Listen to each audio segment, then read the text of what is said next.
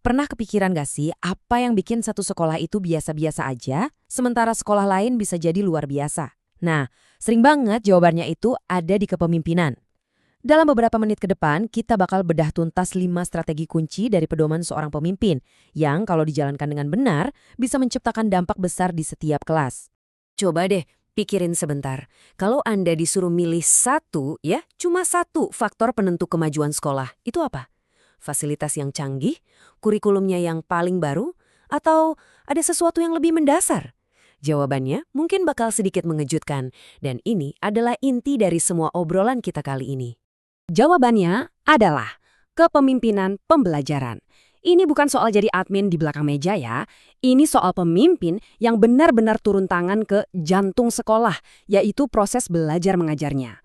Fokusnya itu bukan lagi cuma soal ngurusin operasional, tapi secara aktif benar-benar ningkatin kualitas pengajaran demi hasil belajar siswa. Oke, strategi pertama ini fondasinya, menentukan arah. Coba bayangin deh, sebuah sekolah tanpa tujuan yang jelas. Pasti tiap guru jalan sendiri-sendiri, energinya jadi buyar kemana-mana kan? Nah, disinilah peran seorang pemimpin dimulai. Jadi, apa sih artinya menentukan arah itu? Sederhana kok. Ini tentang memastikan semua orang, setiap guru, di setiap kelas, itu bergerak ke tujuan yang sama. Intinya adalah bikin target akademik yang super jelas, yang selalu menempatkan siswa sebagai pusat dari segalanya. Dan ini bukan cuma ngomongin tujuan yang abstrak di awang-awang. Pemimpin yang efektif itu mengubah visi jadi aksi yang nyata, pakai prinsip yang jelas. Mirip kerangka SMART gitulah. Mereka ngebimbing para guru buat bikin tujuan yang spesifik, bisa diukur, relevan, realistis, dan pastinya berorientasi sama hasil.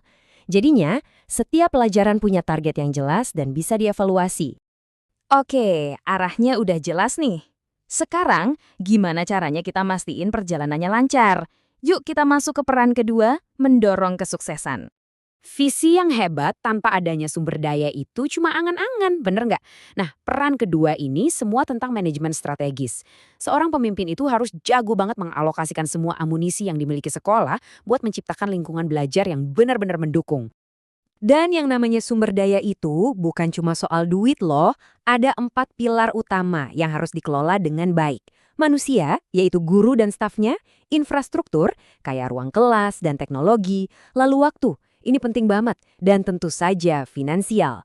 Keseimbangan keempatnya ini adalah kuncinya. Oke, arah udah ada, sumber daya siap. Sekarang kita masuk ke jantungnya proses pembelajaran, kurikulum. Peran ketiga ini adalah tentang gimana seorang pemimpin ikut membentuk apa yang diajarkan dan gimana cara mengajarkannya. Mengelola kurikulum itu bukan berarti cuma ngikutin buku panduan dari A sampai Z. Wah bukan, ini tuh proses yang dinamis. Pemimpin punya tanggung jawab buat mastiin kurikulum itu bukan dokumen mati, tapi sesuatu yang hidup, yang terus-menerus disesuaikan biar relevan sama standar pendidikan dan kebutuhan nyata para siswanya. Peran ini tuh konkret banget ya, bukan cuma teori, tapi tindakan nyata. Mulai dari nyusun program tahunan, bantu ngembangin modul ajar atau RPP, itu loh rencana pelaksanaan pembelajaran, sampai mastiin keterampilan abad ke-21 kayak berpikir kritis itu beneran dipraktekkan di kelas. Sekarang kita sampai di 2 peran terakhir yang saling nyambung banget. Keduanya ini kalau digabung bakal ngebentuk sebuah mesin perbaikan yang jalan terus-menerus. Kita sebut aja siklus umpan balik. Ini nih yang ngebedain pemimpin yang hebat. Mereka nggak cuma nge-launching sebuah program, terus udah dilepas gitu aja. Enggak, mereka secara aktif memonitor perencanaan guru, terus mengevaluasi gimana pelaksanaannya. 2 kegiatan ini adalah motor penggerak pertumbuhan profesionalisme guru. Begini cara kerja siklus yang super kuat ini. Pertama, pemimpin memonitor perencanaan guru. Kedua, mereka mengamati implementasinya di kelas buat ngumpulin data-data, dan ini bukan buat ngejudge ya, tapi buat memahami. Nah, data inilah yang jadi dasar buat evaluasi dan yang paling penting buat ngasih umpan balik yang membangun. Jadi, kita udah lihat kelima perannya. Nentuin arah, nyiapin sumber daya, ngebentuk kurikulum, dan ngejalanin siklus umpan balik. Sekarang pertanyaannya, kenapa sih semua ini penting banget? Ujung-ujungnya dampaknya apa? Ini bukan cuma teori loh, bukti nyata dari penelitian, salah satunya seperti yang dimuat di e-journal Universitas Cendrawasih, itu menegaskan satu hal. Ketika kepemimpinan pembelajaran ini jalan, dampaknya langsung kelihatan di dua area paling krusial. Pertama, kinerja guru jadi meningkat. Dan kedua, tentunya hasil belajar siswa jadi lebih baik. Coba lihat deh gimana setiap peran itu menciptakan efek domino yang positif. Arah yang jelas bikin semua punya tujuan yang sama. Sumber daya yang pas bikin guru lebih berdaya. Kurikulum yang relevan bikin pembelajarannya efektif.